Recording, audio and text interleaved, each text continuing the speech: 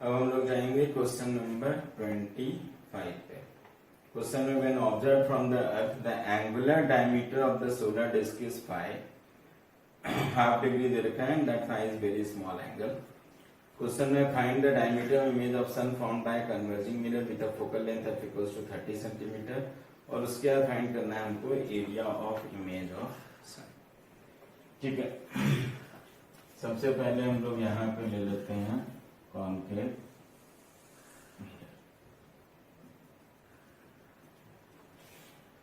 सन अगर बात करेंगे तो उसको हम डिस्टेंट ऑब्जेक्ट की तरह लेंगे, और डिस्टेंट ऑब्जेक्ट का इमेज हमेशा कहाँ बनता है, तो फोकल प्लेन में बनता है। और distant object this is nothing but one of the case of beyond centre of curvature का हम लोग बात करेंगे। लॉन्ग डिस्टेंस होगा तो इमेज जो है नियर टू फोकल पॉइंट बनता है, इसलिए हम लोग उसको ले लेते हैं हम लोग फोकल प्लेन में। और यहां से अगर हम लोग जाएंगे ये ले लेते हैं एफ, और इधर ले लिया हम लोगों ने सी। डिस्टेंट ऑब्जेक्ट का अगर हम लोग बात करते हैं जब,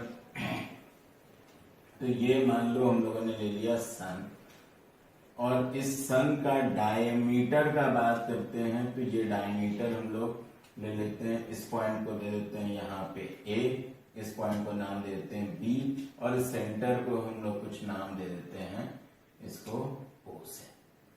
ठीक, क्वेश्चन में ये दे दिया कि एंगुलर डायमीटर मतलब पोल पे जो एंगल सबटेंड कर रहे हैं दैट इज 5, और हमको एक बात पता है कि इमेज किस में बनेगा, तो फोकल प्लेन में। चूंकि बियॉन्ड सेंटर ऑफ कर्वेचर का सिचुएशन है तो एक बात क्लियर है कि इमेज जो बनेगा वो बनेगा रियल, दूसरा होगा इन्वर्टेड, तीसरा होगा डिमिनिश्ड। हाँ, ये है कि object distance is very large, in that case image will be near to focal point and we can say that image will form in focal plane. तो अब यहां से अगर इसको हम लोग लेते हैं तो ये कहलाएगा हमारा फोकल प्लेन, तो इसको मैं यहाँ पे इंडिकेट कर देता हूं, ये हो गया हमारा फोकल प्लेन। तो ये इंडिकेट हो गया मेरा, ये हो गया फोकल प्लेन। अब सीधा इमेज फॉर्मेशन के हिसाब से जाएंगे। क्योंकि डायमीटर का बात कर रहे हैं, ये जो डायमीटर होगा किसी भी सन का, ये हो जाएगा मेरा normal to the principal axis size. तो अगर हर डायमीटर का लिख लें तो साइज ऑफ ऑब्जेक्ट हम ले लेंगे, डायमीटर ऑफ सन का साइज लेंगे, और इमेज जो बनाएंगे उसके डायमीटर को निकालने के लिए जो बेसिक कॉन्सेप्ट होगा वो हम क्या निकालेंगे, linear magnification, because this diameter is normal to the principal axis. तो हम size of image equals to m into size of object का बात करेंगे। तो focus of this question will be to find linear magnification, कि कितने से उसका डायमीटर हमारा मैग्नीफाई हो रहा है या फिर डिमिनिश सिचुएशन में आ रहा है। इस केस में जाएंगे तो डिमिनिश सिचुएशन आएगा हमारा। अब यहां से लेकर के चलते हैं सबसे पहले कि पॉइंट ए का अगर हमको इमेज का बात करेंगे तो एक रे लेते हैं जो पोल पे फॉल करेगा, ये हो गया, और इसके हिसाब से हम लोग बोलेंगे कि angle of incidence equals to angle of reflection, और ये हमारा इधर की तरफ चला गया। तो ए के करस्पॉन्डिंग जो हमको फोकल प्लेन में इमेज मिलेगा वो यहाँ पे मिलेगा, और इसको हम इंडिकेट कर सकते हैं ए डैश से। सिमिलरली अगर बी से कोई भी रे हम निकालते हैं और वो पोल पे फॉल करेगा, यहां तक आ गया, इस यहां से यहां तक का एंगल कहलाएगा एंगल ऑफ इंसिडेंस। तो एंगल ऑफ रिफ्लेक्शन भी उतना ही होगा। उस हिसाब से अगर हम लोग लेकर के चलेंगे तो ये रे हमारा इधर की तरफ गया, और ये रे फोकल प्लेन को यहाँ पे कट कर रहा है, इसको हम लोग लिख सकते हैं बी डैश। और ये इस तरह का जो हमारा इमेज का फॉर्मेशन होगा उसको हम बोलेंगे इमेज ऑफ सन। अब यहां से एक चीज हो गया कि इमेज पहला हमारा इन्वर्टेड है, दूसरा डिमिनिश, इसलिए कि अगर ए का पोजीशन प्रिंसिपल एक्सिस से यहाँ देखें तो ज्यादा है और यहाँ ए डैश का कम है। उसी तरह बी का हमारा प्रिंसिपल एक्सिस ज्यादा है, यहाँ पे बी डैश कम है। नेक्स्ट एंगुलर डायमीटर का बात ये हुआ कि ये जो हमारा सन है, सन का डायमीटर जो पोल ऑफ द मिरर पे एंगल सबटेंड करेगा उसको हम लोग बोलेंगे एंगुलर डायमीटर ऑफ सन, और एंगुलर डायमीटर ऑफ सन अगर हम लोग बोलते हैं तो ये हो गया हमारा 5, जो क्वेश्चन में हमको हाफ डिग्री दिया हुआ है, मतलब 5 इज वेरी स्मॉल। रेडियन में निकालते हैं तो नियर टू 0 आएगा, मतलब 5 can be taken very very small angle.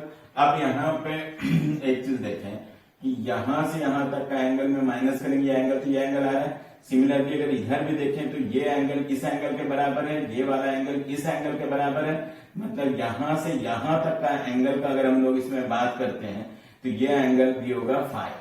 मतलब अगर angular diameter of image of sun की बात करें तो इस केस में हमारा क्या आएगा, 5 आएगा। अब इंपॉर्टेंट चीज ये हो गया कि हमको पता है कि मैग्निफिकेशन जो होता है, लीनियर मैग्निफिकेशन, वो डिपेंड करता है position of object from the pole of the mirror. मतलब हम parallel to the plane of the mirror अगर हम कोई भी u का वैल्यू बात करें, जैसे मान लो अगर यहाँ पे हम लेते हैं कि distance of sun from the pole of the mirror, वो हम लोग अगर d नॉट ले लेते हैं, let us take this as d naught, तो d नॉट ऑब्जेक्ट डिस्टेंस हो गया। अगर मेरा u का वैल्यू फिक्स होता है तो हमको पता है 1/v plus 1/u equals to 1/f, 1/v equals to 1/f minus 1/u। अगर u का वैल्यू फिक्स है तो v का वैल्यू फिक्स होगा, और v का वैल्यू फिक्स होगा तो मैग्निफिकेशन का वैल्यू फिक्स होगा। तो हमको पता है कि मैग्निफिकेशन तभी चेंज करेगा जब हमारा u का वैल्यू चेंज होगा। इसका मतलब है कि हम पॉइंट A के करस्पॉन्डिंग मैग्निफिकेशन निकालें, पॉइंट O के करस्पॉन्डिंग मैग्निफिकेशन निकालें, या पॉइंट B के करस्पॉन्डिंग मैग्निफिकेशन निकालें, मैग्निफिकेशन के वैल्यू में कोई चेंज नहीं होना है।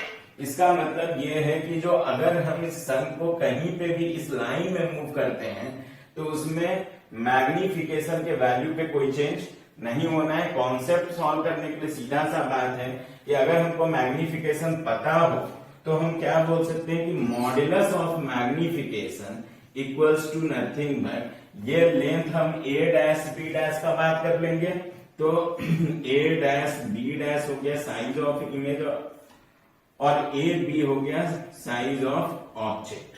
तो यहाँ पे ऑब्जेक्ट हम ले रहे हैं डायमीटर ऑफ द सन, और इमेज हो गया हमारा डायमीटर ऑफ इमेज ऑफ सन। वो के करस्पॉन्डिंग हम इस पॉइंट पे ओ डैश ले लेते हैं। अब एक चीज ये है कि अगर हम इस सन को पूरा नीचे की तरफ मूव करते हैं तो मैग्निफिकेशन में तो कोई चेंज आना नहीं है, ये वैल्यू तो हमारा फिक्स है। तो अब इसको अगर हम लोग लेकर के चले तो हम लोग लिख सकते हैं कि a dash b dash equals to हमारा होगा mod of magnification into A B. अब फोकस हमारा क्या है, m पे फोकस है। तो एक बात तो क्लियर हो गया कि अगर यहाँ पे हम फोकल प्लेन में बना रहे हैं तो यहां से यहां तक का डिस्टेंस जो है वो फोकल लेंथ के बराबर होगा। यहाँ पे अगर हम मैग्निफिकेशन लिखने जाते हैं तो minus of v by you लिखते हैं, v की जगह पे हो जाएगा मेरा कितना, माइनस ऑफ f, u के जगह कितना हो गया, माइनस ऑफ d। तो एक चीज हो गया कि अगर हम इस डायग्राम के हिसाब से जाएं तो बोलेंगे कि मैग्निफिकेशन होता है मेरा माइनस v बाई यू, तो ये हो जाएगा माइनस ऑफ। अगर हम लोग इधर ले रहे हैं ऑब्जेक्ट तो जो डायरेक्शन ऑफ इंसिडेंट रे बात करेंगे parallel to the principal axis वाला, वो राइट की तरफ होगा। तो पोल से राइट जो भी हम लेंगे वो लेंगे पॉजिटिव, और पोल से लेफ्ट जो भी हम लोग लेंगे वो हो जाएगा हमारा निगेटिव। अब हम बात करते हैं यहां से कि माइनस वी बाई यू, तो माइनस वी की जगह पे हम लोग लिख सकते हैं माइनस ऑफ एफ, और यहाँ पे यू की जगह पे लिख सकते हैं माइनस ऑफ डी नॉट। तो हमारा मैग्निफिकेशन का जो वैल्यू आया that comes out to minus of F by D naught. खैर माइनस साइन तो हमारा बता रहा है कि ये इन्वर्टेड है इमेज। अब यहां से अगर हम मॉड ऑफ मैग्निफिकेशन का बात करेंगे तो मॉड ऑफ मैग्निफिकेशन हो जाएगा एफ बाई डी नॉट के बराबर, और एफ बाई डी नॉट के बराबर हो गया। अगर हम इस एक्सप्रेशन में पुट कर देते हैं so now we can write that A dash B dash equals to nothing but, ये हो जाएगा हमारा F by D not into ए।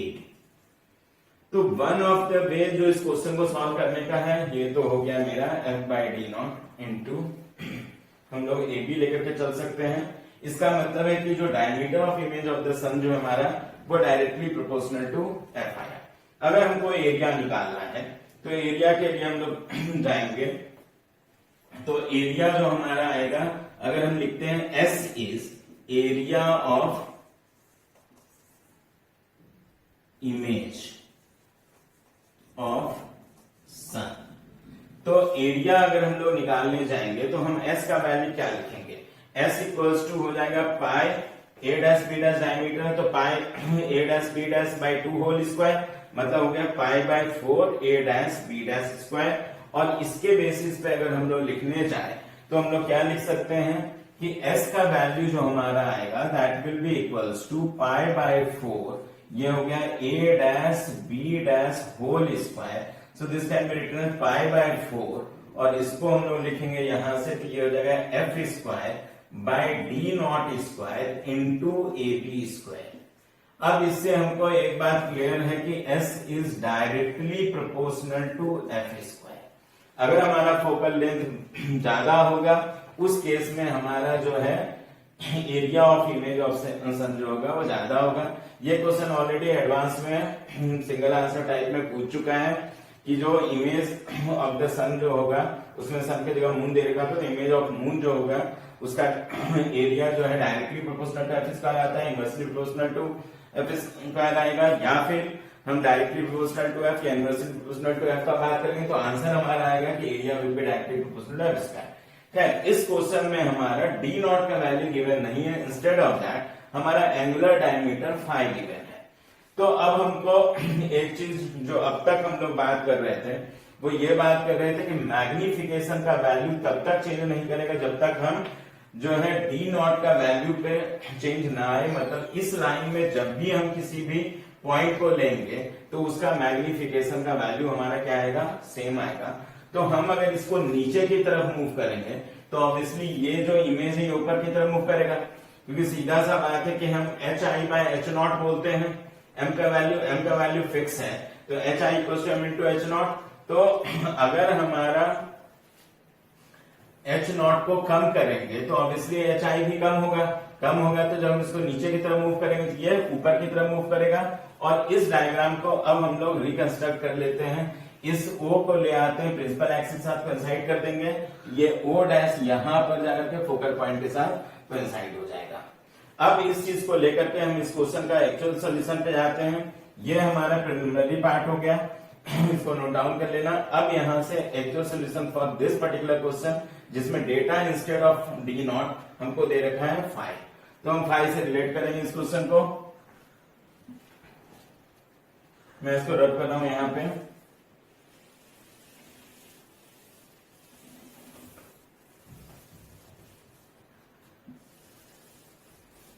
अब ये जो हमारा क्वेश्चन है, क्वेश्चन नंबर है 25।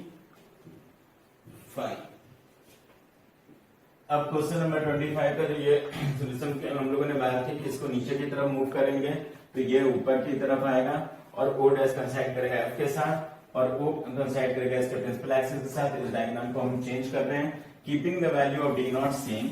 तो अब यहां से इसको मूव करना शुरू कर लेते हैं।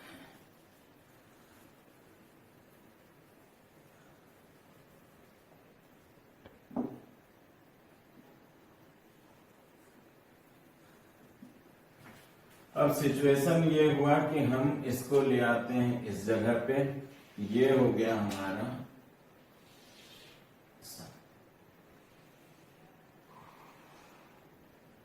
हमने यहां पे लिखा हुआ था A, तो इसको लिख लेते हैं A।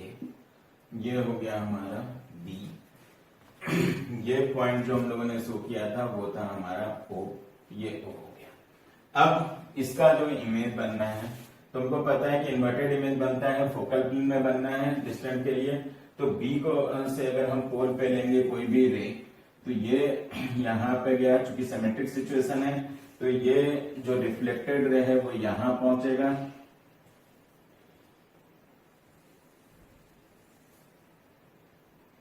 तो ये हो गया हमारा रिफ्लेक्टेड रे जो पहुंच गया A तक।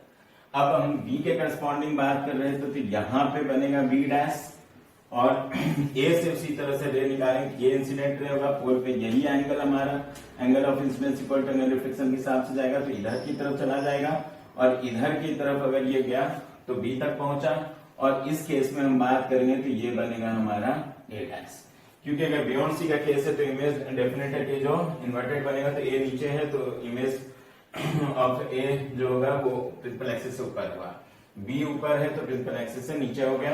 अब हम लोग यहाँ पे इसको हम लोग शो कर रहे हैं एफ, और ये बन गया हमारा इमेज ऑफ सन। तो ये हम लोगों ने ले लिया, this is image of sun. अच्छा, ए डैश बी डैश कह रहा है diameter of image of sun, A B कह रहा है डायमीटर ऑफ सन, तो यहां पे ए बी जो हो गया दैट इज डायमीटर ऑफ सन, और ए डैश बी डैश इसको अगर हम लिखते हैं तो ये हो गया diameter of image of sun. ठीक है, यहां से जो डिस्टेंस हम लोगों ने लिया था, इस डिस्टेंस में हमने कोई चेंज नहीं किया है, तो इसका सीधा सा मतलब है कि यहां से यहां तक का डिस्टेंस हमारा डी नॉट है, और ये चूंकि फोकल प्लेन है तो ये डिस्टेंस हमारा एफ है। जो एंगुलर डायमीटर हम लोगों ने लिखा था, यहां से यहां तक का जो एंगल आया था वो एंगल है हमारा फाई। अब सीधा सा बात है कि अगर फाई बहुत छोटा है तो हम लोगों ने पढ़ा होगा कि अगर हम लोग कोई भी स्ट्रेट लाइन लेते हैं इस तरह से, अगर ये लार्ज डिस्टेंस पर है तो इसको अगर हम सेंटर लेते हैं और यहां से यहां तक का डिस्टेंस को अगर आर्क लेते हैं, this can be considered as part of an arc of the circle. तो अगर ये एंगल बहुत ही छोटा होता है तो जो हमारा आर्क ऑफ द सर्कल होता है, that small arc can be taken as a straight line. तो इस बेसिस पर अगर हम लोग चलते हैं तो हम लोग ये बात कर सकते हैं कि अगर हमको ए डैश बी डैश निकालना है तो हम इस वाले पर पार्ट पे जाएंगे, A dash B dash can be taken as arc of the circle, जिसका रेडियस हम क्या ले सकते हैं, एफ ले सकते हैं, और इसके बेसिस पर अगर हम जाएं तो हम लोग लिखेंगे A dash B dash length of the arc equals to हमारा 5 इंटू आर्क होता है, मतलब यहाँ पे आर्क की जगह पे एफ हो गया, तो हम लिखेंगे 5 इंटू एफ। इस क्वेश्चन में हमको 5 ऑलरेडी गिवन है, 5 का वैल्यू हम किस में कन्वर्ट कर देंगे, तो रेडियंस में ले लेंगे, मतलब हाफ डिग्री को अगर लिखने जाएंगे तो 1/2 इंटू हमारा हो जाएगा π/180, तो इसके हिसाब से π/360 रेडियन हो जाएगा 5, और f की जगह पे हमारे 30 सेंटीमीटर दे रखा है। एक बात क्लियर है कि 5 should be taken in radian, क्योंकि अगर कभी भी एंगल को हम मल्टीप्लाई करते हैं किसी क्वांटिटी के साथ तो that angle should be taken in radiance not in degree. तो 5 को हम लोग यहां से ले लेते हैं। अब एक बात तो क्लियर है कि here 5 should be represented in radian, so 5 in radian, here 5 should be taken in radian. तो रेडियन में हम इसको लिख करके 30 सेंटीमीटर से मल्टीप्लाई कर देंगे, जो भी क्वेश्चन में फोकल लेंथ दिया हुआ है probably it is given to us 30 centimetre, तो वो पुट करेंगे ये टैग के आंसर। तो इस क्वेश्चन को सॉल्व करने के लिए बस इतने स्टेप लेने का हमको जरूरत है। वैसे अब बात होता है कि हम बच्चे कहाँ के हैं, तो बच्चे हैं हम एमआरसी के। तो एमआरसी के बच्चे के साथ ये होता है कि ये सब बात हमको जो है दिमाग में नहीं जाता है कि हम अगर स्मॉल एंगल लेंगे तो लेंथ ऑफ द आर्क, जो स्मॉल लेंथ ऑफ आर्क होगा उसको स्ट्रेट लाइन की तरह कंसिडर कर सकते हैं।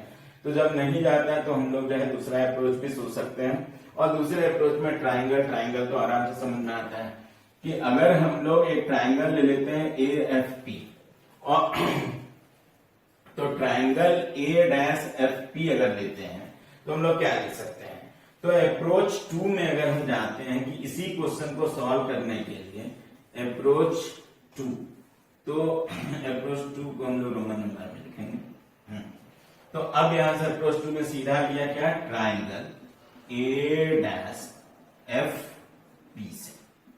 अब हम लोग ये इतना सा एंगल कितना हो जाएगा इस केस में, तो ये हो जाएगा 5/2 का। 5/2 का तो tan 5/2 लिख सकते हैं, tan फाइव बाई टू हो जाएगा A dash F divided by P F. तो यहां पे लिख लेंगे tan five by two equals to, ये हो गया हमारा A dash F divided by, ये हो गया मेरा पी एफ। ठीक है, एज फाई इज स्मॉल, तो हमको पता है कि जो theta is small tan theta can be written approximately equal to theta, so as phi is small so tan five by two can be written as five by two. तो अब हम इसको लिख सकते हैं कि for small phi, for small phi we can write this as tan phi can be written as approximately equals to 5 by 2। अब हम 5 by 2 यहां पे पुट कर देंगे। a डैश f को हम क्या लिख सकते हैं, a dash b dash by 2, और p f जो है हम फोकल लेंथ के बराबर लिख सकते हैं। तो हम यहां से जाते हैं तो इस एक्सप्रेशन को अगर हम लिखने जाएं तो इस एक्सप्रेशन को हम क्या लिख सकते हैं, तो हो जाएगा हमारा tan फाइव बाई टू की जगह पे 5 by 2 equal to a dash f अगर हम लोग लेकर के चलेंगे तो ये हो गया a dash b dash divided by 2 divided by f। अब ये 2 और 2 कैंसिल आउट हो जाएगा and we can get phi equals to a dash b dash divided by f। So finally we get the same answer, a dash b dash equals to 5 into f। तो हम लोग ये answer सीधा रखा है कि अगर angle subtended by diameter of the sun given है तो डायरेक्टली इमेज का जो डायमीटर होगा उसको हम लिख सकते हैं 5 इंटू एफ के बराबर। अगर 5 नहीं गिवन होगा क्वेश्चन में तो distance of sun from the pole of the mirror given होगा क्वेश्चन के अंदर, या distance between sun and earth दे रखा होगा कि एक पॉइंट पे अर्थ के एक पॉइंट पे हम लोग मिरर को रखेंगे तो वो डिस्टेंस को अप्रोक्सीमेट हम डी नॉट के लेकर के चल सकते हैं। तो ये हो गया हमारा क्वेश्चन सॉल्व करने का सेकंड अप्रोच, जिसमें हम ट्राइंगल को यूज करके कर सकते हैं। अदरवाइज जब भी हमारा फाई स्मॉल हो तो हम लोग जो है स्ट्रेट लाइन जो आता है that can be taken as length of the arc, इस चीज को यूज करके हम क्वेश्चन को सॉल्व कर सकते थे। लेकिन जैसे इसमें ही अगर हम ये लास्ट डिस्टेंस पे हो रहा होगा, ये फाई एंगल बहुत ही छोटा है तो we can take this as a centre, इसका रेडियस डी नॉट लिख सकते थे और A B can be written as 5 into D naught. खैर इस क्वेश्चन के सोल्यूशन पे जो बेसिक है वो एक लाइन का सोल्यूशन है, वो ये है पहला चीज की डिस्टेंट ऑब्जेक्ट है, इमेज हमेशा फोकल प्लेन में लाई करेगा। डिस्टेंट ऑब्जेक्ट सिचुएशन हमेशा बियॉन्ड सी का है, तो वो सारा प्रॉपर्टी होगा कि image will be real, inverted और डिमिनिश्ड। तो वो सिचुएशन हमारा फॉलो करता हुआ यहाँ पे इमेज का फॉर्मेशन हम लोगों ने किया और उसके बाद a डैश b डैश का वैल्यू 5 f के बराबर निकाला। तो ये क्वेश्चन यूजुअली एग्जाम में हम लोगों को आता है और सबसे छोटा क्वेश्चन है, इसमें कुछ दिक्कत है नहीं। तो इस चीज को प्रॉपरली आप लोग फॉलो करके चलना। अब एरिया का जहां तक बात कर रहे हैं तो area of diameter of the sun पे बात करेंगे तो एस अगर हम लोग लेते हैं एरिया ऑफ इमेज ऑफ सन। अब सन का जो इमेज है उसका एरिया निकालने जा रहे हैं हम लोग, और एरिया निकालने जाते हैं तो एक बेसिक सा चीज है कि एस का वैल्यू जो हम लोग लिखेंगे, इसको मैं यहां पे लिख देता हूं लास्ट में। तो हम लोग यहां से स्टार्ट करेंगे, यहां तक जाएंगे, ये पार्ट हमारा जो हो जाएगा ये हो जाएगा, ये स्टार्ट होगा आपका, स्टार्ट से यहां तक लिखने के बाद ये हमारा हो जाएगा सेकंड पार्ट, और फाइनली जब हम लिखने जा रहे हैं तो यहां पे लिख देता हूं मैं थर्ड पार्ट। तो s का वैल्यू हमको यहां पे निकालना है, तो s can be written as nothing but pi by 4 into a dash b dash का होल स्क्वायर। तो s इक्वल्स टू हो गया मेरा पाई बाय 4 और यहां पे हम 5f होल स्क्वायर लिखेंगे।